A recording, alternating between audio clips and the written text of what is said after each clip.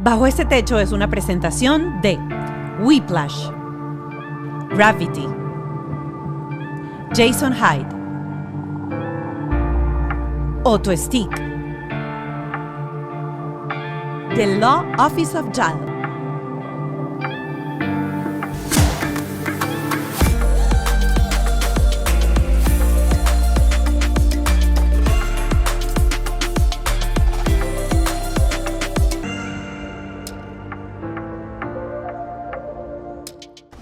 Estos últimos episodios han sido complicados y el de hoy en particular fue como revivir muchas cosas porque me senté a conversar con Enrique Soto, Miami Fertility Doc, que es mi médico de fertilidad en IVFMD de South Florida, y navegamos un poco todo este camino de las pérdidas. ¿Por qué se dan las pérdidas? Lo hablamos desde un punto de vista profesional y médico, saber de porcentajes. Hablamos también de lo importante que es que tu médico tenga esa calidad humana para acompañarte en el proceso de una pérdida. ¿Por qué se dan? Es 100% seguro que uno en algún momento pueda decir, no, es que este embarazo ya está 100% de que va a llegar a feliz término. Todo eso lo conversamos en el episodio de hoy y además, nunca hablo del Patreon dentro de esto, pero quiero decirles que el Patreon de hoy fue muy especial. Estuve hablando con una terapeuta junto con Enrique, con Erika Guedes, ella es psicoanalista, y yo contacté a Erika, o ella llegó a mí a través de Instagram porque hace como un año y algo ella había pasado por una pérdida gestacional. Y se reconectó conmigo cuando publiqué mi video, así que ella va a ser la especialista que se ha dedicado a crear grupos de apoyo para mujeres que pasan, o para familias o para parejas que pasan por un duelo como es la pérdida. Nuestro programa no puede ser o no puede llegar o no puede tener forma sin mis aliados, la gente de Whiplash, mi agencia digital, también Gravity, que es mi estudio, Ken Medina, mi productor, y Ale Trémola, mi productor ejecutivo. Recuerden seguirnos en nuestras redes sociales, @bajo este podcast o @lapascualoto, y no dejen de suscribirse al canal. Recuerden que pueden seguirnos en Instagram, estamos siempre montando contenido interesante que tiene que ver con paternidad, y si estás viendo esto por Facebook, solamente tienes que darle a suscribirte, es totalmente gratis, y a la campanita para que cada martes te aparezca tu episodio. Y si quieres pertenecer a nuestra comunidad de Patreon, son $5 al mes, tienes acceso a entrevistas súper especiales con terapeutas después de cada episodio. Este lo vamos a liberar, ¿verdad? El Patreon de este episodio lo vamos a liberar y lo van a poder tener en esta plataforma para poder escucharlo o para poder verlo. Y ahora sí, listo, vamos de una a sentarnos con Enrique Soto, especialista en fertilidad, @Miami Fertility Doc. Y ahora sí, mi invitado apareció como arte de magia, mi queridísimo Enrique Soto, Miami Fertility Doc, mi doctor de fertilidad. Hoy va a ser un programa, es que los últimos programas a mí me las han puesto complicadas. Han sido programas bien complicados. Hoy seguramente pues voy a botar aquí el moco a llorar, de repente no, de repente sí, pero las emociones ahí van a estar. Están ahí y es parte del proceso. Primero quiero agradecerte porque cada vez que te he pedido hacer un en vivo, hablar del tema, tirar por el piso el tabú de hablar de lo que esto significa, de lo que esto duele, no solamente a la mujer, sino a la pareja. Sí. Siempre has estado ahí disponible para hablar y para contestar las preguntas de la gente que se conecta con nosotros. Hoy, como lo dije en la presentación, vamos a estar hablando sobre la pérdida, y vamos a hablar de la pérdida en un proceso in vitro o en una pérdida natural. Y una de las cosas que más sorprende es que cuando tienes una pérdida, te das cuenta que es más común de lo que tú piensas. Que mucha gente ha tenido pérdidas. Y que mucha gente ha tenido pérdidas. Claro. Sí, mira, esa es una de las cosas más, cuando uno lo vive, como que creo que sientes que, ¿por qué me cayó esto a mí? ¿Yo qué hice para...? Y muchas de la plática que tenemos, claro que lo médico, pero mucho lo psicológico, porque al final de cuentas es casi imposible que alguien como que provoque o que haga algo para que lleve a una pérdida. Entonces también hay un componente psicológico muy grande ahí a veces de cierta culpabilidad y todo, donde realmente no tiene razón. Y cuando empieza uno a platicar con amigos, con pacientes, con quien sea, te das cuenta que realmente muchísima gente ha tenido pérdidas. Así vemos los números, aproximadamente 15% de las mujeres han tenido una pérdida. Ahora, más de una pérdida no es tan común, pero igual no creas que los números son tampoco tan raros. Entonces, realmente es algo que estamos viendo en nuestro trabajo todos los días, desgraciadamente. Hablábamos muchas veces que hay incluso pérdidas que la gente ni se da cuenta que tiene pérdidas, porque son en las primeras semanas. Cuando uno enfrenta una pérdida, lo que tú dijiste de la sensación de culpa es inevitable, es inevitable. Cuando uno está solo con uno mismo, uno empieza como una película hacia atrás, pensando qué hice, qué comí, qué respiré, qué movimiento hice. Que en el camino, en el carro, que un tope, que todo. Uno piensa en miles de cosas y la sensación de que hice algo malo está ahí y es complicadísima de quitarla. Pero normalmente, ustedes como médicos, cuando tienen que o ven las estadísticas y ven los números, normalmente las pérdidas, ¿a qué se deben? Mira, la causa número 1 de la pérdida es de que el embarazo tenía un problema genético. No es, haz de cuenta, el natural, inseminación, bueno, in vitro, depende si revisó uno la genética del embrión o no, pero espontáneo, sobre todo, lo más común es de que el embarazo tenía un problema similar a síndrome Down o algo así. Pero bueno, como síndrome Down hay muchísimos síndromes o trisomías, monosomías que se pueden dar y eso lleva a una pérdida. Entonces la mayoría de las pérdidas, cuando se puede, por ejemplo, que no es espontáneo y que hay que hacer un legrado, cuando lo mandamos a analizar, viene que tenía un problema genético. Entonces es la causa número 1, un problema genético que puede ser debido al esperma, pero frecuentemente, en muchos de los casos, es debido al óvulo. O sea, como que el óvulo, desde el momento que se ovuló, tenía un problema y luego se combinó con el esperma y eso llevó a un pequeño embrión que tenía problema y luego dejó de crecer. El cuerpo, pues, sabio, naturalmente, pues... Deja de crecer. O genéticamente no tenía el embrión todo para formar la placenta, para seguir creciendo, entonces deja de crecer y ahí se presenta la pérdida. Y otra de las cosas, yo por ejemplo pasé por proceso de fertilidad, mis embriones estaban testeados genéticamente. Y hay algo en conversaciones con gente últimamente me decía, pero no los tienes testeados genéticamente. Y es muy difícil entender que nada está por seguro al 100% en un proceso de embarazo. Sí, mira, por ejemplo, bueno, el 15% más o menos de los embarazos que clínicamente se ven, o sea, haz de cuenta, es un embarazo que ya vimos incluso en el ultrasonido, aproximadamente como el 10-15% de los embarazos se pierden, lo cual ponte a pensar que la cifra es enorme. Sí. Y si uno empieza a contar como esos embarazos que les decimos bioquímicos, así de que de repente tenía 2 o 3 días tarde la menstruación y luego se hace la prueba y por ahí le salió tantito alta la hormona del embarazo. Entonces, si cuenta uno de esos embarazos, hasta como el 50% de los embarazos dejan de crecer. Entonces es algo que, bueno, parecería hasta un tanto como cruel de la naturaleza o de, no sé cómo quiera decir uno, ¿no? Pero, por ejemplo, el afán no es de comparar a los humanos con los animales, pero, por ejemplo, en otras especies la fertilidad es muchísimo más eficiente. Entonces hay especies que ovulan, por ejemplo, una vez al año y el porcentaje de pérdida es súper bajo, ¿no? Y en los humanos, las mujeres normalmente ovulan una vez al mes, pero el proceso es muy ineficiente. Entonces, haz de cuenta que es como de cierta manera, como que los humanos lo que tenemos, lo que nos dio la naturaleza es muchos intentos. Correcto. El problema es de que la cifra, el problema ¿cuál es es toda la cifra?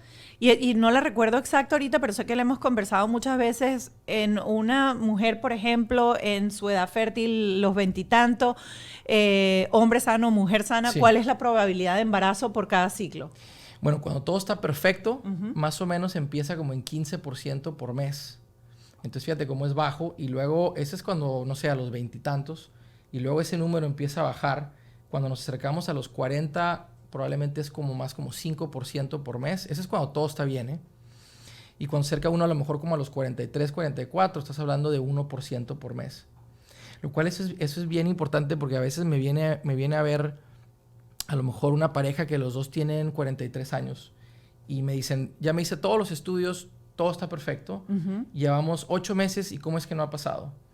Y entonces ahí estamos diciéndole, pues es que el problema es que incluso estando todo bien, le estamos apostando a algo que es 1% por mes. Entonces obviamente no, pues no hemos tenido suerte y tampoco podemos a veces como cruzarnos de brazos y ver, nada más esperar a tener esa suerte del 1%. Cuando no estamos hablando, por ejemplo, de estas pérdidas que son debidas a algún problema genético del embrión, ¿qué otro tipo de pérdidas gestacional puede enfrentar la pareja? Sí, mira, entonces tenemos los temas genéticos, que es muy frecuente, pero no es de que puede ser genético, que nada más se puede decir como de mala suerte, que el óvulo ese mes tenía algo malo. También hay causas genéticas de que uno de los dos de la pareja tengan un problema genético que lleve a una pérdida. Por eso es raro, es como menos del 5% de los casos. Mucho más frecuente es que el útero tenga un problema. Ahí es donde entran todas las situaciones como los pólipos, los miomas, que son los fibromas, ¿verdad? Algún tabique en el útero. Algunos problemas son de nacimiento y otros son como que se desarrollan con el tiempo. Entonces son genéticos y luego es problemas en el útero también. Existen otras causas, pero ya son más raras. Por ejemplo, inmunológicas, trombofilias pueden llevar. Entonces ya hay otras causas, pero yo diría que lo más frecuente por mucho es una causa genética o una causa anatómica, que es del útero propiamente. Cuando una mujer enfrenta una pérdida por primera vez, ¿qué probabilidades hay? Porque empieza ese pánico y ese psicoterror de lo vuelvo a intentar, va a volver a pasar, me va a volver a pasar. A mí me gusta poner los números sobre la mesa porque a veces uno con las estadísticas entiende un poco a qué se enfrenta. Claro. Pero acuérdate que siempre puedes caer. Escuchaba a Sasha el otro día hablando de que estás como en un saco y tienes 5 manzanas, metiste la mano y una vez sacaste la manzana, había una sola verde, y una vez sacaste la roja y después metiste y habían 4 más, pero sacaste fue la verde. Exacto. Mira, una pérdida es muy frecuente, te digo, más o menos como el 15% de las parejas o de las mujeres tienen una pérdida. Ahora, 2 pérdidas consecutivas es como 2% de la población. Entonces ahí ya bajó mucho. Entonces cuando alguien ha tenido una pérdida, tendemos a, no es que lo ignoremos, pero normalmente cuando alguien nos viene a ver, le decimos, mira, si todos los estudios generales se ven bien, tomamos en cuenta la edad y otras cosas, decimos, mira, a lo mejor es buena idea simplemente volver a intentar. Otra cosa que es un mito a veces es como ese de me tengo que esperar 3 meses. Y eso después de una pérdida. Después de una pérdida. Realmente mientras haya una prueba de embarazo negativa después de una pérdida, realmente se puede intentar. Digo, fuera de una pérdida más tardía o algo, pero esas pérdidas así tempranas del embarazo, realmente no hay un periodo que se tenga que esperar. ¿Hasta qué mes, por ejemplo? ¿Hasta qué semana? Pues yo diría como cualquier pérdida antes de la semana, a lo mejor 7, probablemente inmediatamente se puede intentar, siempre y cuando haya una prueba de embarazo negativa. Ahora, eso es bien importante porque a veces nos vienen a ver y empezamos nosotros así a sudar. Haz de cuenta que fui a ver a un médico, tuve una pérdida y como fue una pérdida, entonces pues me esperé 6 meses. Y ahora empecé a intentar después de 6 meses.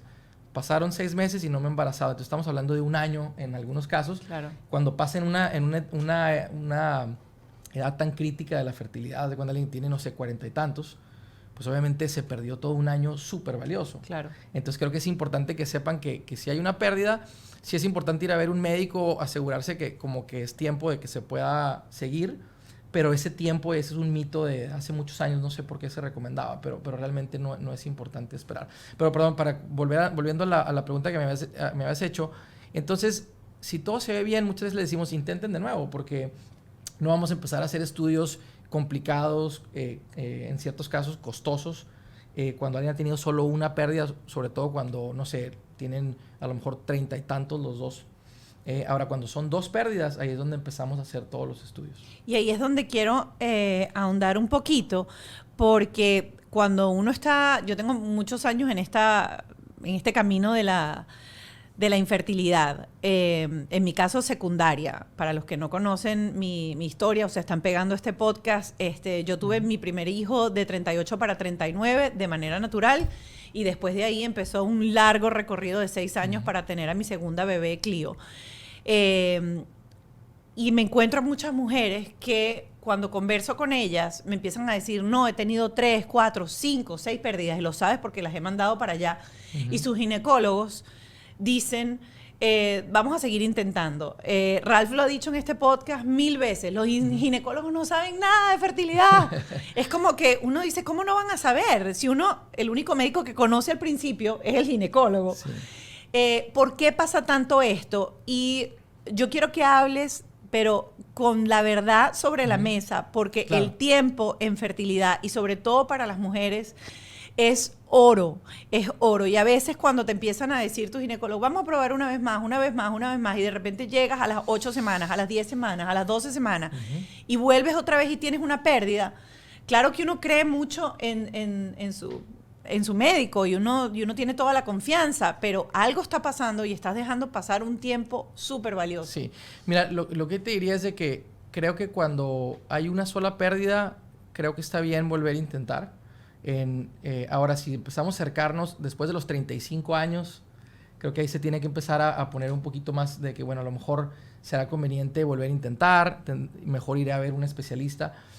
Ahora que ha tenido más de una pérdida, o sea, 2 o más, realmente ahí la recomendación, y con todo respeto a mis colegas ginecólogos, obstetras, a veces ahí es ir directamente al especialista de fertilidad. Porque a veces no es de que mis colegas y amigos ginecólogos, obstetras, no es que no tengan a veces el conocimiento de eso, sino es de que es algo que se requieren muchísimos estudios. Es algo que también se tiene uno que sentar a platicar con mucho tiempo. Y ellos normalmente están enfocados en la salud completa de la mujer, que si el Papá Nicolau y que si la mamografía y que si todo. Tienen que ver muchos aspectos. Y ese es un tema que a veces, como tú sabes, es de sentarse y platicar 1 hora de eso, hacer muchísimos estudios. Entonces, algunos médicos excelentes podrán hacer todos los estudios. Otros a lo mejor dicen, pues mira, intenta de nuevo y luego vemos si hacemos estudios después. Pero ahí no quiere uno que en ese tiempo se vaya ese tiempo tan valioso que comentas. Entonces, yo creo que si alguien tiene 2 pérdidas, creo que es importante ir a ver a un especialista de fertilidad y ahí se hacen todos los estudios y luego ya se pueden tomar las decisiones. A veces alguna gente tiene miedo de venir a vernos. Dice, tuve 2 pérdidas, pero si voy a ver un especialista de fertilidad, me voy a tener que hacer un in vitro rápido y va a ser la única. Y la realidad es de que no es así. Algunos casos, muchos casos sí tenemos que hacer cosas avanzadas, pero mira cómo a veces encontramos fibromas, pólipos, tejido de cicatriz en el útero, problemas ovulatorios, muchísimas cosas que tienen tratamiento solución mucho más sencillo. Sí. Otra cosa que quería comentar y quería abordar es... Tú sabes que hay mucha gente que uno está en este intento, tiene pérdidas, vuelve y viene la gente alrededor y te dice, no, lo que pasa es que te tienes que ir de vacaciones. Sí. Si tú te vas de vacaciones claro, y tú piensas en otra cosa, vas a quedar embarazado. Sí, claro. Realmente, no, y hay que preguntarlo, porque todo el mundo sabe que la mente también es muy poderosa. La mente puede cambiar endocrinamente tu cuerpo. Sí. Es la verdad. Pero, ¿qué tan cierto es eso? ¿Y qué tan falso es como para entender? Porque todo el mundo que te ve y te dice es que tengo problemas de fertilidad, y dígame infertilidad secundaria, lo que pasa es que le estás poniendo demasiada cabeza a eso. Si tú vete de vacaciones, te echas 4 whisky y tiras, ahí sí. Mira, yo creo que hay como, en la medicina hay 2 áreas que creo que todo lo que es lo psicológico y lo psiquiátrico, sobre todo las cosas no tan graves psiquiátricas, y lo que es la fertilidad, a veces estamos en un área muy difícil porque la gente que no sabe nada de medicina cree que sabe y como que se atreven a decir, ¿ves? Si alguien tiene una arritmia, no voy a ver al cardiólogo inmediatamente porque nadie sabe de eso más que un cardiólogo, y ve y ¿qué tiene? No sé, pero ve ya y saca una cita mañana. Pero cuando es de fertilidad, dices, tengo 1 año que no puedo... yo sé. como lo que decías, vete de vacaciones, no te estreses. O tómate tal cosa. El momento que dejes de pensar en ello va a pasar. Sí, esa es típica, esa frase es típica. Ponte a orar, que nada en contra, ¿no? de la gente creyente, pero obviamente tiene uno que tomar acción. Entonces, de otro tema, que yo sé que no por desviarnos de este tema, pero en la situación psicológica psiquiátrica es bien parecido. Cuando alguien tiene depresión, que es una enfermedad médica, pues ya nada más no estés triste, ¿ves? O haz algo que te guste, ponte a ver una película o algo y listo. No, es un problema médico que necesita atención, que necesita tratamiento, necesita un especialista.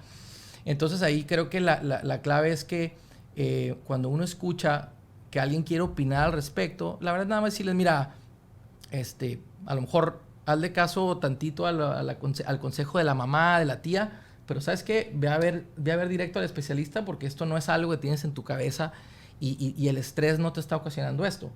Es cierto que algunos estudios han visto que el estrés puede contribuir a algo, pues, no es el problema raíz, pero sí complica un poco cuestiones como el estrés, pero no, la solución no es dejar de estar estresado, ¿verdad? Ahora, hablando un poco de las pérdidas como tal, sí. Yo recuerdo que en nuestra semana 9, cuando nos reunimos y tuvimos ese ultrasonido maravilloso, se movió y todo, Ralph estaba ahí. Cuando terminaste de hacer el chequeo dijiste, bueno, y fuiste muy claro, ya al punto en donde estamos, las probabilidades, ay, viste, se me va ahora por ahorita. Las probabilidades de pérdida son muy pequeñas.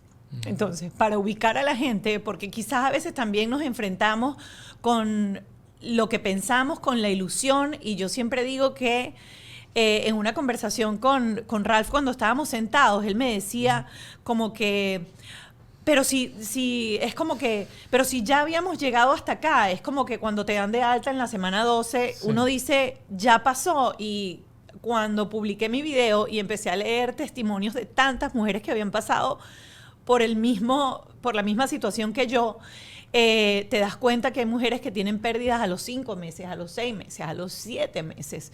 Y quiero validar la tristeza en este momento y quiero validar el dolor de la pérdida. No importa que tengas 3 semanas, 5 semanas de haberte enterado o 2 semanas de haberte enterado o tengas 9 meses y te tocó parir a tu hijo y que te entreguen a tu hijo sin vida. El dolor de la pérdida es inmensamente profundo y debe ser respetado por toda la gente que está alrededor de esa pareja. Y hablo de la pareja también porque mucha gente cuando ve la pérdida, hay mucha compasión hacia la mujer, pero se olvidan que el hombre también perdió la ilusión de un hijo, perdió la ilusión de una familia y no saben cómo lo están viviendo. Y de paso al hombre no se le educa para soltar la coraza, ese shield, y decir, quiero llorar, y el hombre te responde siempre, yo estoy ahí para soportar a mi mujer y para ser el hombro de mi mujer, porque mi mujer está en un proceso de mucha vulnerabilidad.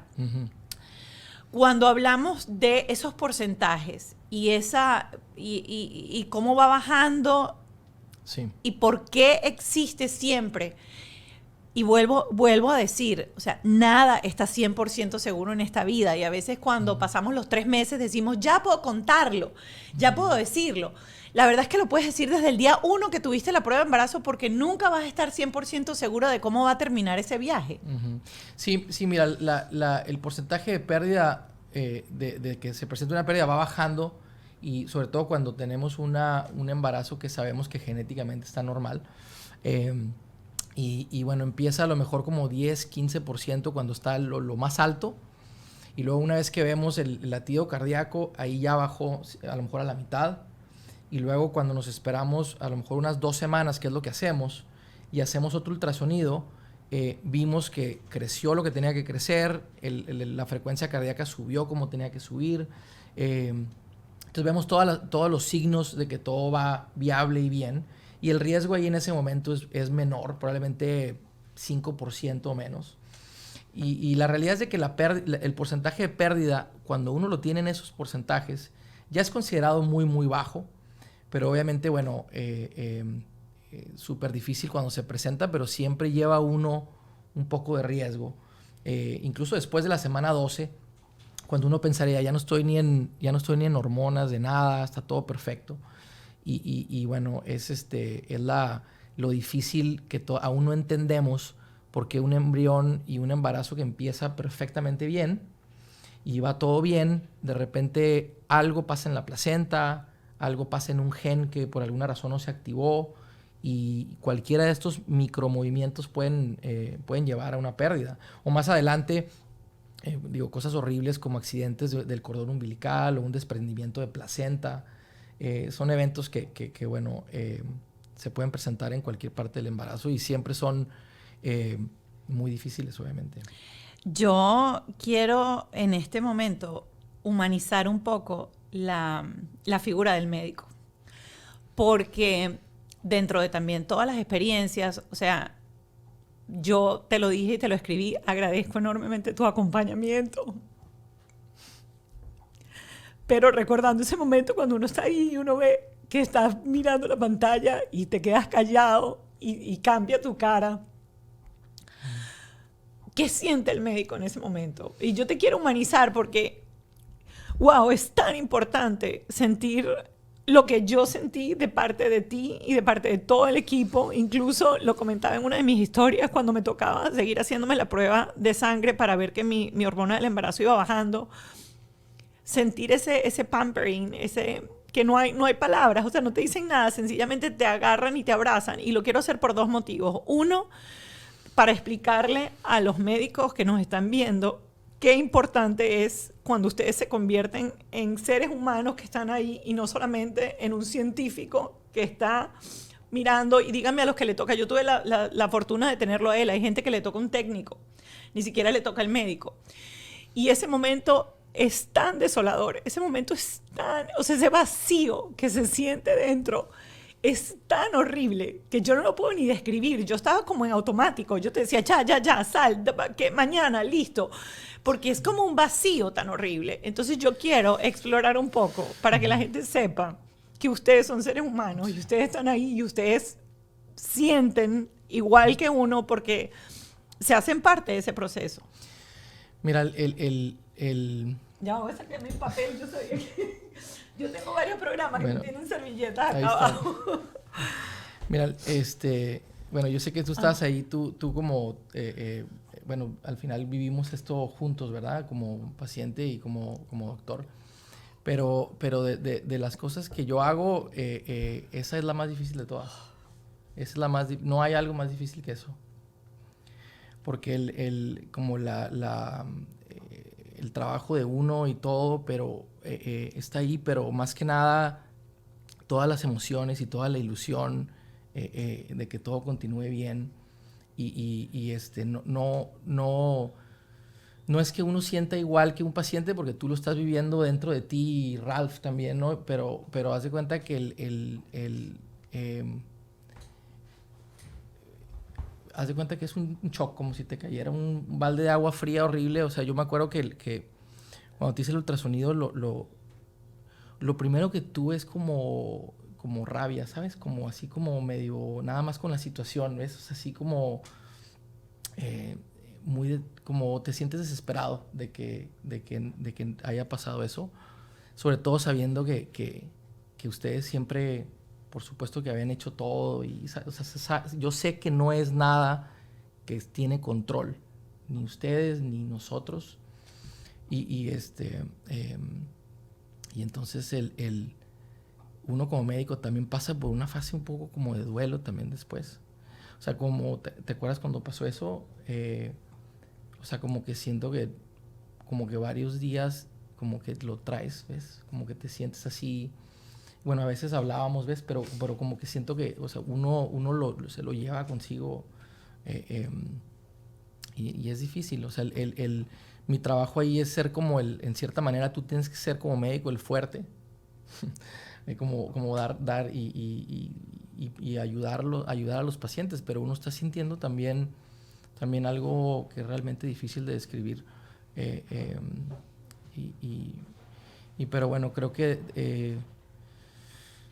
nuestro trabajo no puede ser todo, desgraciadamente no puede ser todo nada más buenas noticias y bueno, es parte de lo que lo que tenemos que hacer es apoyar a nuestros pacientes y darles primero su espacio, y es básicamente todo lo que tú viviste, lo que ustedes vivieron, así es como lo vivimos, y tardó tiempo, como ya es que cuando hablábamos te decía, ¿cómo sigues? No, toma más tiempo. es como cómo sigues, pero también es un poco cómo seguimos, así como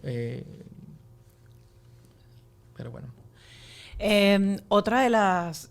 esto quiero, antes de hacerte esta pregunta que te voy a hacer adelante, yo quiero invitar a las personas que han pasado por una experiencia como la mía y no han tenido un equipo médico que haya servido de soporte o que no hayan sentido ese calor humano, a que hablen, escriban, manden una nota, porque la única manera de corregir eso, y cuando estoy hablando de esto es porque muchas mujeres escribían, y sé de gente que dice, no, o sea, me trataron como un número más, me dieron la noticia, el técnico se salió y le dijo, X, así, eso pasa, después haremos una cita. O sea, como que no le dan el valor emocional o la importancia emocional de acompañar al paciente en ese momento. Una nota 3 días después, así la mande su asistente,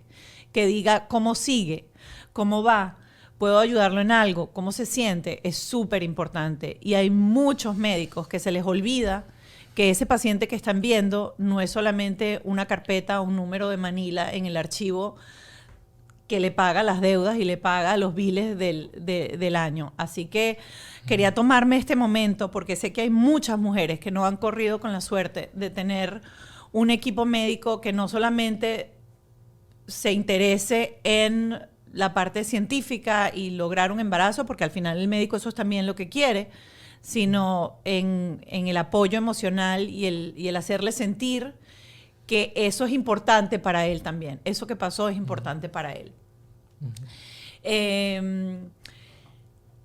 Y quiero ir ahora a hablar un poco de mi caso en específico. No sé si ya tenemos la biopsia porque no nos hemos sentado, no sé si ya la tienes o no, pero antes de entrar en hablar un poquito más profundo acerca de los mitos y las causas por las cuales realmente uno puede perder, esa cosa que dicen que si haces ejercicio, que si tienes relaciones sexuales, que si comes ciertos o determinados alimentos. Yo estaba leyendo ahí hasta que coco, que no podías comer coco, que si comes coco vas a tener una pérdida. Sí.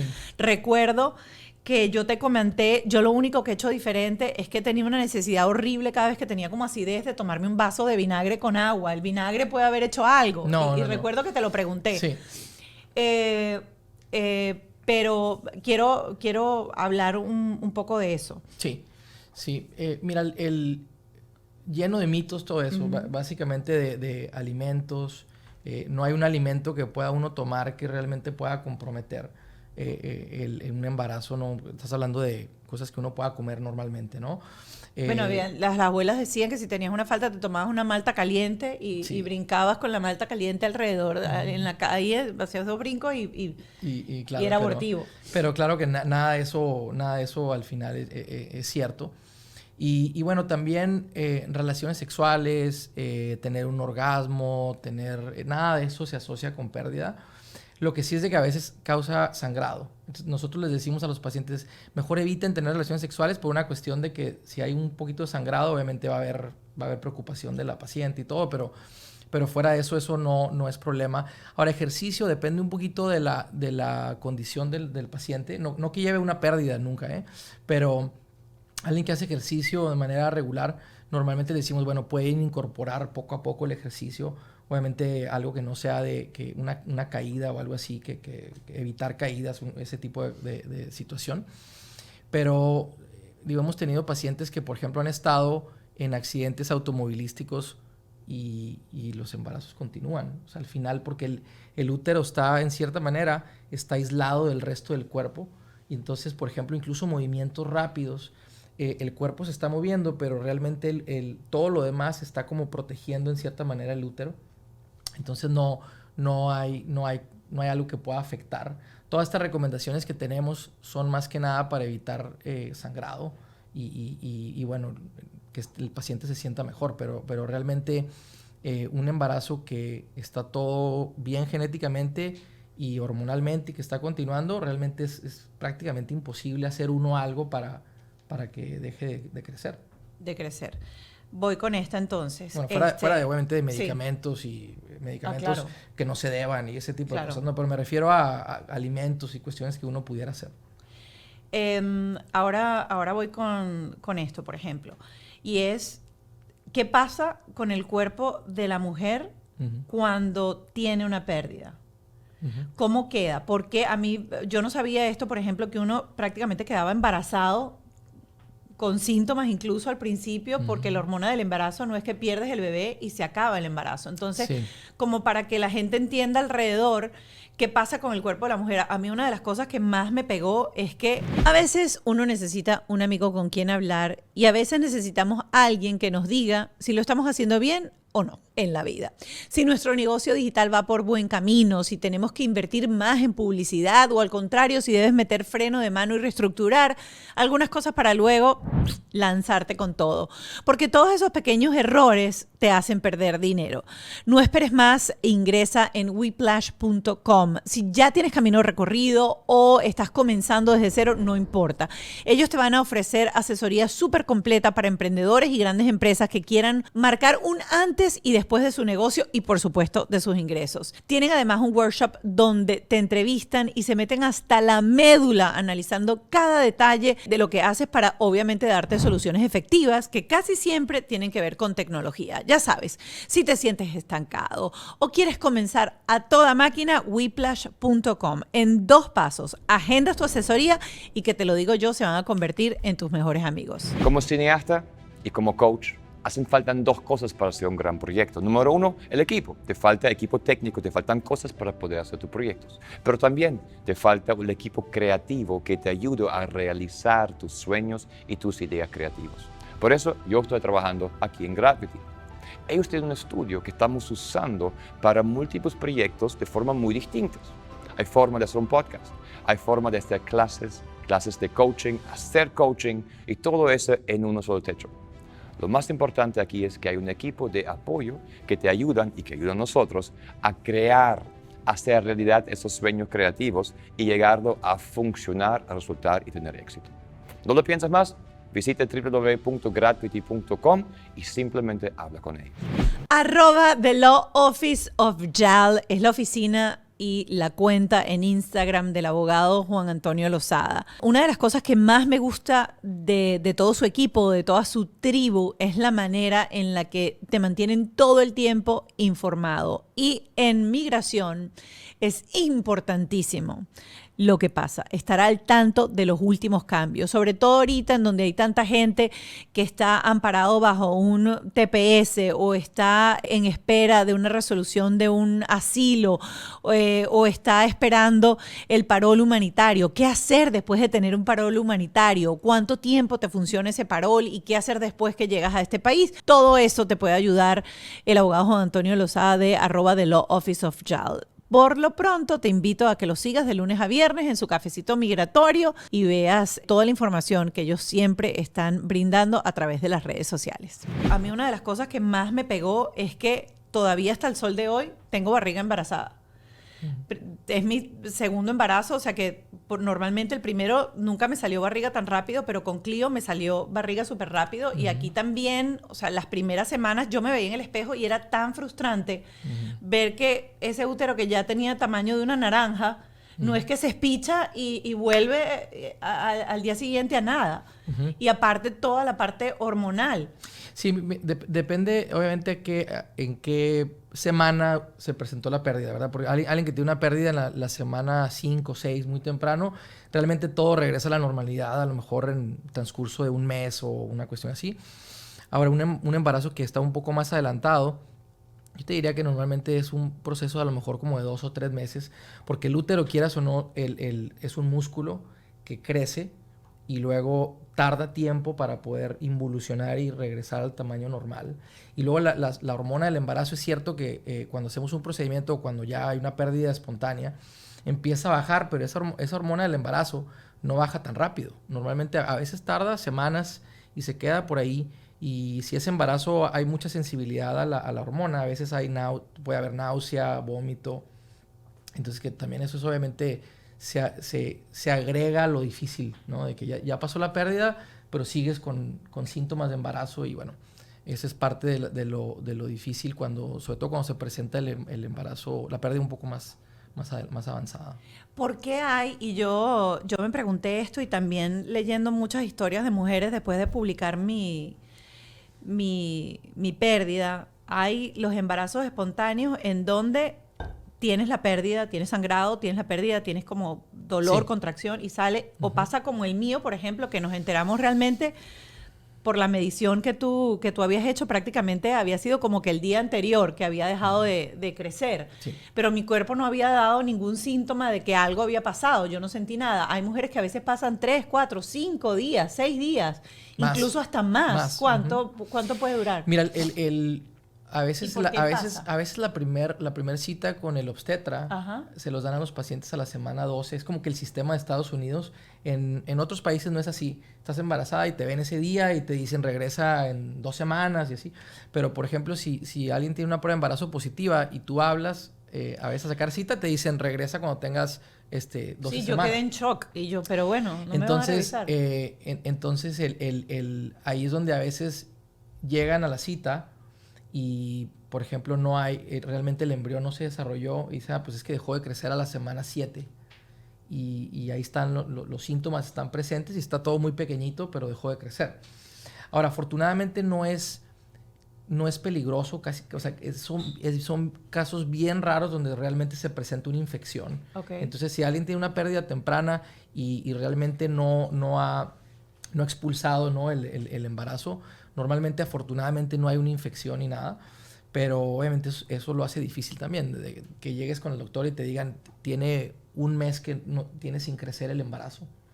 La sensación es horrible, es horrible. Eso es otra cosa, y la vamos a hablar porque después vamos a estar conversando con la terapeuta, sí, que es como un proceso raro entre honrar ese bebé que tienes, ese embarazo, saber que estuvo ahí, que está ahí, y darte unos días. Y luego estaba la opción de hacer el legrado o la opción de irte a tu casa y esperar. ¿Qué determina una y la otra? ¿Y qué consideras tú como médico que es la mejor opción? Sí, mira, cuando la pérdida es muy temprana y no es necesariamente tan importante saber si genéticamente era normal o no. Por ejemplo, alguien que es la primera pérdida y dejó de crecer a la semana 5 y realmente no se formó, nada más se veía como que el saco gestacional, pero adentro no tenía nada.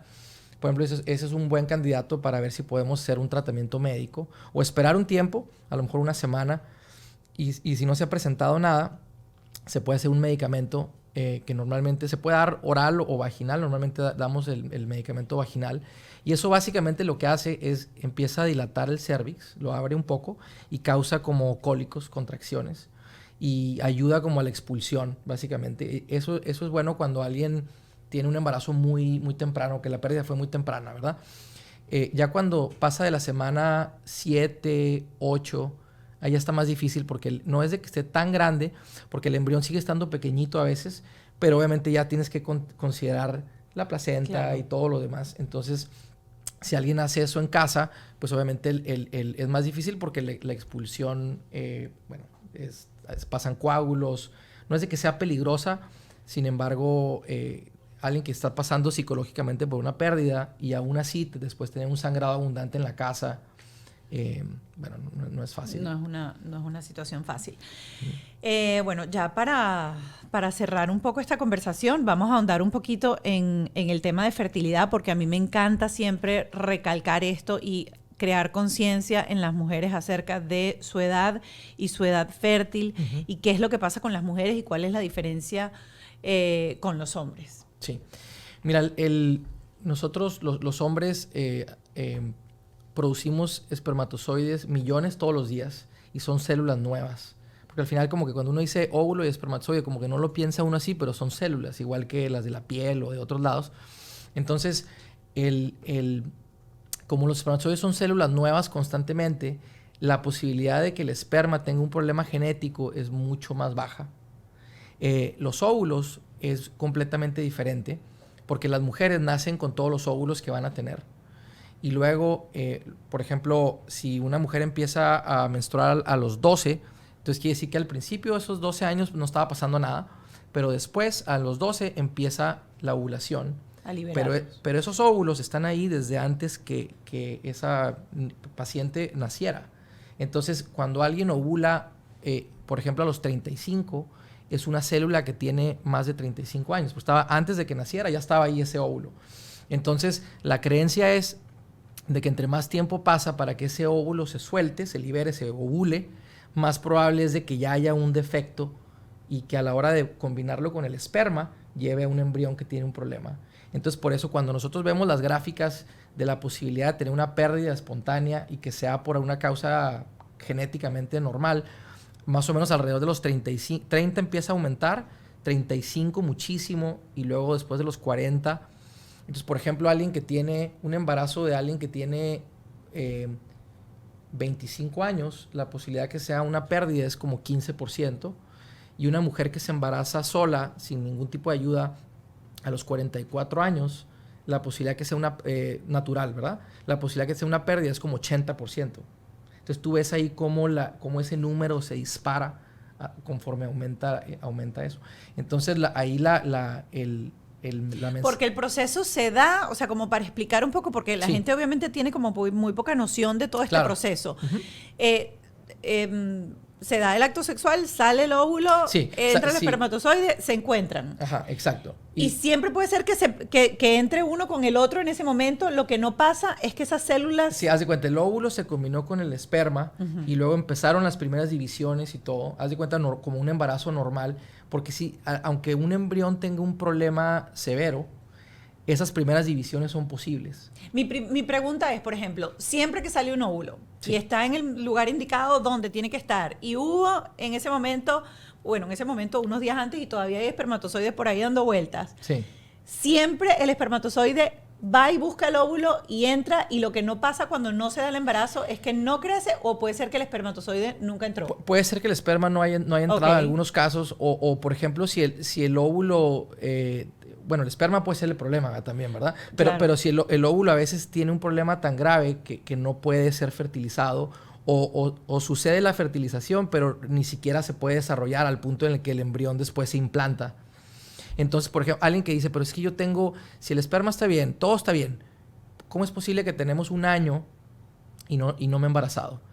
Muchos de esos meses lo que ha pasado probablemente es de que ese óvulo que se ha soltado, yo que sé, en enero, en febrero, en marzo, desde el momento que se ovuló, ese óvulo ya estaba destinado a que no fuera a llevar a un embarazo y que naciera un bebé.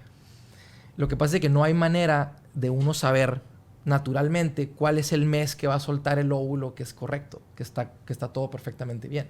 Antes de entrar en cómo se hace el proceso y por qué entonces las probabilidades aumentan cuando se va, por ejemplo, a una inseminación, o vamos a tocar obviamente el caso masculino, porque también eso es otro mito, que la infertilidad es solamente la mujer y la mujer es la única que tiene que ver con eso. Vamos con lo importante que es preservar tu reserva ovárica o tus óvulos. ¿A partir de qué edad? ¿A qué edad recomiendan ustedes decir, miren, si usted no tiene pareja, si no tiene perro que le ladre, si usted quiere desarrollarse como profesional, cuál es el momento que suena la campanita? Porque yo hoy en día, si hay una de las cosas que yo realmente me arrepiento y lamento, es no haber tenido la información en el momento indicado para congelar mis óvulos en el momento que tenía que hacerlo. Sí, mira, realmente la mejor edad para congelar óvulos es una edad en la que a veces también no está en el radar de muchos pacientes, de muchas mujeres. Pero el tiempo óptimo es, haz de cuenta, en los 20s, y luego a lo mejor en los 30s, pero 30, 31, 32, 33. Y a esa edad uno no está pendiente de eso. Uno está que, ay, ¿para qué voy a congelar óvulos? Porque haz de cuenta que tenemos, si una mujer, imagínate que una mujer tiene pensado tener hijos cuando tenga 43, ¿ok? Y entonces dice, bueno, yo me veo como mamá a los 43 años. Si esa mujer se espera, la calidad de sus óvulos a los 43 años, probablemente un óvulo que ella suelte o que ovule tiene menos de 1% de probabilidad de estar genéticamente bien. Entonces va a ser muy difícil ayudar, no imposible en algunas veces, ¿verdad? Pero difícil ayudar natural, inseminación, in vitro, 44 años, algo así. Ahora, si esa misma mujer hubiera congelado óvulos cuando tenía 30, la posibilidad de que ese óvulo fuera viable es como 70%, 65, 70. Entonces, imagínate que tenga alguien 15 óvulos congelados de cuando tenía 30 años, que tienen un 70% de posibilidad de estar genéticamente bien. Ahí están guardados y se espera a los 43 Porque años. al óvulo solo no se le puede hacer prueba genética. No se le puede hacer prueba genética, pero podemos estimar qué tan probable es que nazca un bebé dependiendo del número de óvulos que tengamos, ¿verdad? Y entonces esa misma mujer, 43 años, si tuviera esos 15 óvulos, intenta a lo mejor, vamos a suponer que no se pueda, intenta un in vitro en ese momento a lo mejor y vamos a suponer que no se puede tampoco. Nosotros tomamos algunos de esos óvulos de cuando tenía 30, no todos, probablemente 6, y de esos muy probablemente crezca 1 o 2 embriones que tienen un potencial muy alto de estar genéticamente normales. Y con eso podemos ponerlo y se puede embarazar ella a los 43, 44, 46, 47, no importa. Y te quiero preguntar eso también, porque otra de las cosas, están las que apoyan a la cosa, y hay todas las que me han caído encima y me decían que voy en contra de Dios, que cómo se me ocurre tener hijos a los 48 años, que voy a dejar a mis hijos solos en este planeta, que eso, o sea, no se puede, que es un embarazo de altísimo riesgo. Sí. Entonces vamos a hablar un poco y hablar hasta qué edad por lo general o qué rango de edad por lo general hacen la transferencia de un embrión para embarazar. Mira, obviamente un tema, a veces la gente confunde que si el embrión es viable y a qué edad sacamos el óvulo y todo eso, contrario a cuándo puede la paciente tener el bebé. Como que son cosas independientes, correcto, ¿verdad? Pero vamos a suponer que haya un embrión congelado y estemos tratando de ver hasta qué edad se puede transferir para que esté embarazado. Normalmente, a los 45 años empiezan a aumentar los riesgos un poco de cuestiones como preeclampsia, que es hipertensión en el embarazo, diabetes en el embarazo, parto pretérmino. Pero esos riesgos también están ahí para alguien que tiene 30, 35. Es algo que empieza a aumentar un poco. Pero alguien que está saludable, normalmente se puede y lo hacemos frecuentemente. 50 años lo usamos como no que nada mágico pase así al cumpleaños 50, pero después de los 50 se sabe que los riesgos realmente ya empiezan a aumentar más. Entonces después de los 50 nosotros no recomendamos, y antes de los 50, siempre y cuando médicamente la paciente esté bien, no te haya... hacen una cantidad de exámenes, Claro. Pero bueno, Claro. uno y más allá. Ahora, ponte a pensar no que la edad no tenga efecto, porque claro que tiene efecto, pero ponte a pensar una mujer que tiene 46 años, que está saludable, ¿verdad? Y una mujer que tiene 32 años, que tiene diabetes e hipertensión, ¿sí? Claro. O sea, la mujer que tiene 32 años, que tiene diabetes e hipertensión, sus riesgos serán mucho mayores que la otra paciente. Sin embargo, nadie diría, oye, tienes estos riesgos, no te vas a embarazar. Ahora, ¿afecta, por ejemplo, la edad y el funcionamiento de la mujer como receptor de ese embrión congelado a medida que pasan los años?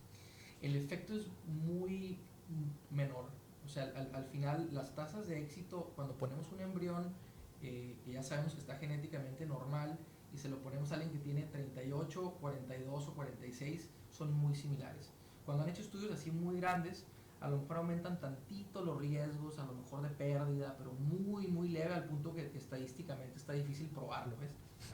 Y frecuentemente lo hacemos así. ¿Cuánto tiempo puede permanecer un embrión congelado o cuánto tiempo puede permanecer un óvulo? Bueno, y el esperma, porque también hay gente que utiliza esperma de donante, por ejemplo, y es congelado. De manera indefinida, la técnica que usamos para congelar se llama vitrificación, que es fascinante porque haz de cuenta que tenemos un embrión que pasa de ser como sólido, ¿verdad? y luego se hace como directamente, se hace como es un estado como cristalino, como de vidrio, por eso ahí viene vitrificación, porque la temperatura baja a una velocidad tan rápida, mucho menos de en un segundo, donde haz de cuenta que se va de temperatura ambiente a muchísimos grados abajo centígrados, bajo cero. Y esa transición es tan rápida que para todos los procesos metabólicos del embrión. Entonces, haz de cuenta que está literal como congelado en el tiempo. Entonces, tú puedes tener un embrión congelado un día, un año o 10 años y para el embrión es exactamente igual. De hecho, hace poco salió una noticia en donde nació un bebé vivo y era un embrión que fue congelado antes de la edad en la que nacieron los padres. Así es. Increíble. Sí, recientemente pasó. Y ha habido varios casos. Ese fue el caso reportado de mayor años, pero así hay muchos casos. ¿Cuántos años tenía congelado el embrión? Más de 20, no me acuerdo exactamente, pero más de 20, sí. Sí, o sea, una cantidad, lo cual te dice que la tecnología permite eso. Y el óvulo es similar. Entonces, y bueno, retomando un poco, cerrando un poco el tema de lo de la congelación de óvulos, es muchísimo más probable que funcionen los óvulos congelados cuando tiene uno una muy buena cantidad de óvulos y lo hizo uno a los 20 o a los 30, sobre todo cuando es antes de los 35. Ahora, ¿se puede hacer después de los 35? Sí.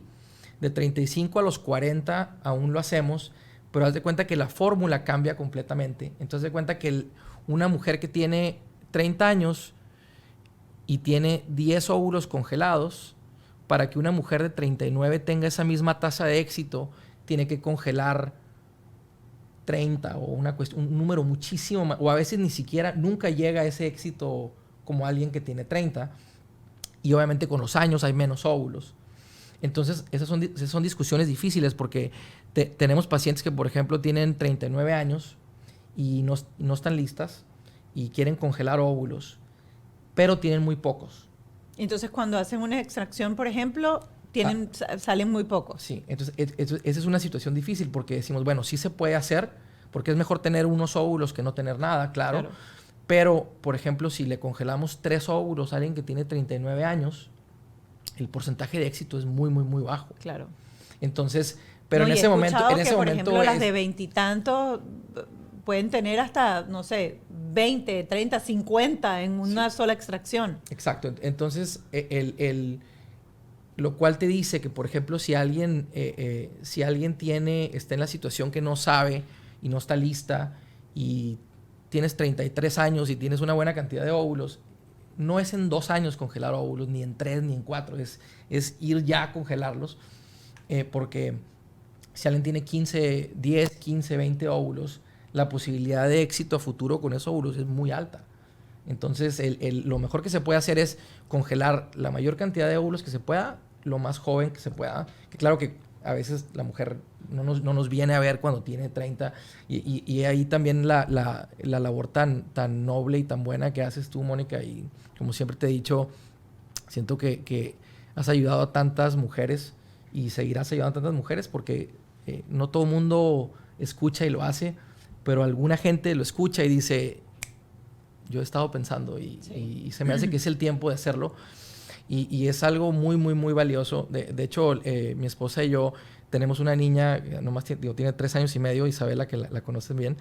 Y nosotros le decimos de broma que cuando ella cumpla 21 años, así si la tecnología no ha avanzado aún, así que congele óvulos porque... Bueno, Isabela es parte de un proceso in vitro de ustedes también. Sí, exacto. Sí, pasamos nosotros... Y eran súper jóvenes. Sí, de hecho, la historia de nosotros personal es interesante porque yo, me dedico a fertilidad y lo puedo contar porque mi esposa es muy abierta también a platicar el tema. Ella tenía una cantidad de óvulos baja. Yo estaba entrenándome y dijimos, bueno, en ese momento, ya sabes, no económicamente es complicado, está uno súper ocupado, ella trabajando, yo trabajando, pero muy consciente siempre de la situación. Y después dijimos, bueno, vamos a darle un tiempo, vamos a repetir los estudios y literal viendo cómo bajaba la hormona antimülleriana y cómo nos estábamos metiendo en problema y no estábamos listos para tener hijos. pero sabíamos que queríamos tener hijos. Bueno, de hecho, en ese momento decíamos, bueno, creemos que sí queremos tener, pero queremos tener la decisión de si queremos o no. Después ya quedó más claro que sí queríamos. Y lo que hicimos fue básicamente hacer un in vitro. Mi esposa no congeló óvulos porque congelar óvulos es menos eficiente que congelar embriones. Entonces, cuando congelamos embriones, hacemos un in vitro, como has platicado en tus redes. Sacamos los óvulos, los combinamos con el esperma, que crezcan embriones, le hacemos prueba genética al embrión o los embriones y luego se congelan. Y una vez que los embriones están congelados, ahí viene el periodo donde uno puede esperar, que fue exactamente lo que hicimos. Entonces nos esperamos varios años y cuando estábamos listos hicimos la transferencia. Afortunadamente tenemos a nuestra niña y entonces nos tocó vivir también como pacientes la experiencia de tomar esa decisión, de decir, ¿qué haces? Como, ¿ya tienes un hijo cuando no estás listo? No. Congelar óvulos, congelar embriones. Y bueno, decidimos nosotros congelar embriones, que al final fue la decisión correcta. Así es. Y para cerrar el tema de la infertilidad, no quiero dejar de pasar por alto conversar un poco acerca de el factor masculino. Sí.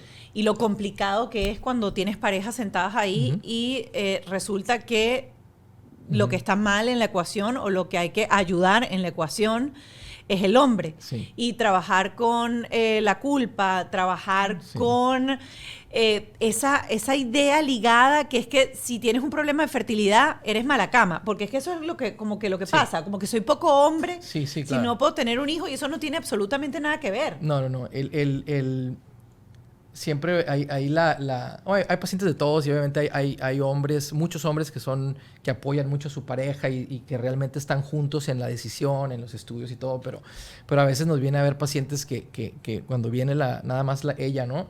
Y dice, mi esposo me dijo que yo me hiciera todos los estudios y luego ya que tenía que ser yo porque yo ya tengo un hijo, que él ya tiene un hijo a lo mejor. Uh-huh.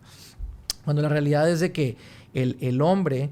Nosotros, los hombres, podemos ser la causa de infertilidad principal no principal, única, como una tercera parte de los casos. Entonces, para nada que raro, al contrario, es muy frecuente. Y como el 50% de los casos que vemos de infertilidad, el hombre está involucrado. O sea, como que hay una parte de la mujer y hay una parte del hombre. Entonces, el lado masculino es extremadamente importante ver. Que yo creo que hay mucho tabú alrededor de eso. Yo recuerdo que una de las cosas más complicadas de nosotros en el proceso, y para Ralph, de las más complicadas y las más humillantes, que él lo sintió así, es el hecho de tener que ir y que te entreguen el vasito y ir con el vasito, claro. Y que entres al bañito y salgas del bañito y entregues el vasito, que por cierto el otro día me dio mucha risa porque pasábamos por la puertica donde uno sabe que pasa eso, porque ya uno sabe. Sí. Y la señora que estaba adentro le dice a un señor, y eso es todo. Pero me imagino que estaba hablando y eso es todo de otra cosa, pero uno se imagina y eso es todo. Sí, el poquitico que puso en el vasito. Seguramente no fue en ese contexto. Seguramente no fue en ese contexto. Sí, pero... y me acuerdo cuando Ralph fue... que yo me imagino que hasta fue una cuestión de que... pues no sabes cómo actuar y todo. ¿Te acuerdas que se puso una peluca y todo? Él tenía como vergüenza, recuerdo. Era como una personalidad alterna, ¿no? Para que no se sintiera... Y ahí el lugar no está, por ejemplo, en la clínica de ustedes, el lugar no está justo en la sala de espera donde tú ves, pero yo tuve unos intentos anteriores, antes de conocer al doctor Soto, en Colombia, y era una sala de espera y al fondo estaba el bañito. Y entonces uno veía cuando llamaban al señor, le entregaban el potecito delante de toda la sala de espera. Sí. Y el señor tenía que entrar al bañito. De paso, pobrecito Ralph, el bañito era muy chiquito, pero muy chiquito. Bueno, Ralph es muy grande. Total, él al final agarró su vasito y se fue al baño público del edificio abajo. Sí. No, pero el tema psicológico es súper... hemos visto tantos casos, por ejemplo, hombres que jamás han tenido problema de erección o para eyacular, y el día que les decimos, necesitamos una muestra... Ese día es el día que se presenta el problema, que tú sabes que es algo psicológico. Sí, psicológico, sí. Y la otra es de que también no tiene que ver la virilidad y la cuestión sexual, no tiene que ver nada. Hay hombres que tienen 0 espermatozoides y tienen ningún problema sexual y lo contrario. Entonces no, realmente, y viceversa, o sea que no hay una correlación. La otra cosa que te quería comentar, porque lo veo tan seguido, es particularmente en Miami, en ciertas ciudades así, donde a lo mejor los hombres y las mujeres hacen mucho ejercicio y todo, no mucha gente sabe que cuando un hombre toma testosterona y no la necesita, o incluso necesitándola, pero no particularmente cuando no la necesita. Que eso lo usan para ponerse... Sí, para hacer ejercicio, tú sabes, para ponerse más fuertes. Una cuestión, o esteroides anabólicos también. Un conteo de espermatozoides se puede ir de estar perfectamente normal a 0. Y de hecho, frecuentemente eso pasa. ¿Y eso es reversible? No siempre. Sí. No siempre. Y luego el proceso de recuperación tarda de 3 a 6 meses en el mejor de los casos, y a veces al año todavía no se ha recuperado el eje, porque lo que pasa es de que la testosterona, una parte, la hipófisis y la pituitaria, básicamente el hipotálamo, detectan que la testosterona está bien, entonces dejan de producir unas hormonas, y entonces todo el eje se apaga. Entonces, y lo que necesita hacer uno es esperar a que se despierte el eje, lo cual puede el eje, me refiero, sí, ¿verdad?, de reproducción, y tarda 6 meses, 1 año, y a veces no se recupera. Entonces, a veces es una combinación muy mala donde hay una urgencia para hacerle un tratamiento a la paciente porque tiene muy pocos óvulos, por ejemplo, pero él está en testosterona y ahora necesitamos 6 meses para ver si podemos mejorarla. Utilizarlo. Entonces, ahí la moraleja es... digan no a la, no se pinchen. a la testosterona, a los esteroides, a todo eso. Ahora hay hombres que necesitan testosterona, pero tiene que ser con atención médica. Y bueno, igual, aunque la necesite un hombre, es que dice, no, es que yo la necesitaba, tengo la testosterona baja. Ok, a lo mejor sí la necesitas, pero congela primero esperma. O a lo mejor ya no quieras tener hijos y bueno, no haya problema. Pero pueden congelar ustedes también, caballeros. Otra cosa interesante que nosotros aprendimos es que cuando te van a hacer la prueba del espermograma, que se llama, ¿no? Sí. Le piden a los hombres que eyaculen 72 horas antes, sí, para que esa muestra sea óptima. Y sí, yo creo que eso es un dato interesante para la gente que no está haciendo tratamiento y quiera tener la mejor carga de espermatozoides, sí, para fertilizar, porque siempre te dicen, no, dale, cuando está cerca de la ovulación empieza, tira, no, porque aquella cosa se queda medio vacía. Sí, mira, realmente lo que recomendamos es, a lo mejor como acercándose a la época de la fertilidad, a lo mejor una buena frecuencia es tener relaciones sexuales un día y luego un día no, o sea, un día sí y un día no, o bien un día sí y 2 no. Es en preparación, y luego ya cuando se acerca ya cuando se va a ovular, ahí se puede ser ya diario, pero lo que tú dices es muy cierto también. A veces dice, pues es que tenemos intentando y que en la mañana y en la noche todos los días, ya para cuando llegue el tiempo de la ovulación, a lo mejor el espermograma, los espermatozoides, el conteo puede estar más bajo. Entonces, o hacen lo opuesto. Dicen, yo no voy a tener nada de relaciones sexuales, no voy a eyacular, nada. Y se ponen como me voy a esperar, literal, me voy a esperar 10 días o yo qué sé, y luego ya el día porque eso también baja la calidad. Porque eso se recarga cuando lo vacías. Sí. O sea, se están produciendo todos los días, pero hay como una mayor recarga cuando se vacía. ¿Eso se lo explican ustedes? ¿A los hombres les explican eso? No, ¿verdad? No, creo que no. Creo que no. Sí, se producen millones todo el tiempo y luego pasan por una serie de conductos que es muy, muy, muy larga. Ajá. Sin embargo, cuando no hay una eyaculación por un tiempo, el hecho que estén ahí en ese conducto por tanto tiempo puede tener un efecto negativo. Y el calor. Por también. Ejemplo, hay como una serie de factores también. Sí, por ejemplo, tener ropa interior como muy ajustada, bicicleta por mucho tiempo, o estar sentados por muchas horas al día. Todo eso aumenta la temperatura en los testículos y no es buena para la producción espermática. Entonces siempre se recomienda obviamente evitar... no sauna cuando estén en esos días, por ejemplo. Exacto. Un ventiladorcito. Un ventilador. Pero si van a usar un ventilador, yo sugiero un ventilador que no se vea así por abajo, no así. No es cierto. Ay, qué rico. Gracias por esta conversa, Enrique. Como siempre es divino poder hablar contigo, poder llevar información súper importante. Gracias por acompaña.me. No, un placer siempre estar contigo y ya sabes que cuánto se te quiere y se les quiere a ustedes. Está uno como médico siempre como muy como es como una inversión que nosotros hacemos en los pacientes y todo. Y es cierto con todos los pacientes, pero con ustedes obviamente también ya tenemos amistad y todo, lo cual hace más bonita nuestra relación médico-paciente, pero también, bueno, difícil cuando hemos pasado por esos momentos, ¿no? Así es, pero bueno, te agradezco mucho y voy a agradecerte en nombre de todas las personas que te han visitado y han estado y siempre me han escrito de regreso que no porque yo sea una figura pública, que de hecho quiero decir que cuando yo llegué donde el doctor Soto, él es mexicano, no tenía ni idea quién era yo, así que no por ello me trató mejor, sí, pero sé que tienes esa calidad humana con toda la gente que te visita. En nuestro Patreon vamos a estar hablando con Erika Guedes, psicólogo clínico, egresada de la Universidad Central de Venezuela, miembro de la Asociación Mundial de Psicoanálisis, actualmente brinda atención online desde Estados Unidos. Con más de 20 años de experiencia clínica, ha presentado trabajos en Venezuela, Ecuador, Perú, Argentina, Brasil. Ella es @Erika Guedes Psicoanalista en Instagram y en Facebook. Y esto es lo que van a ver en Patreon. Bajo este techo fue una presentación de Whiplash, Gravity, Jason Hyde, Auto Stick, The Law Office of JAL,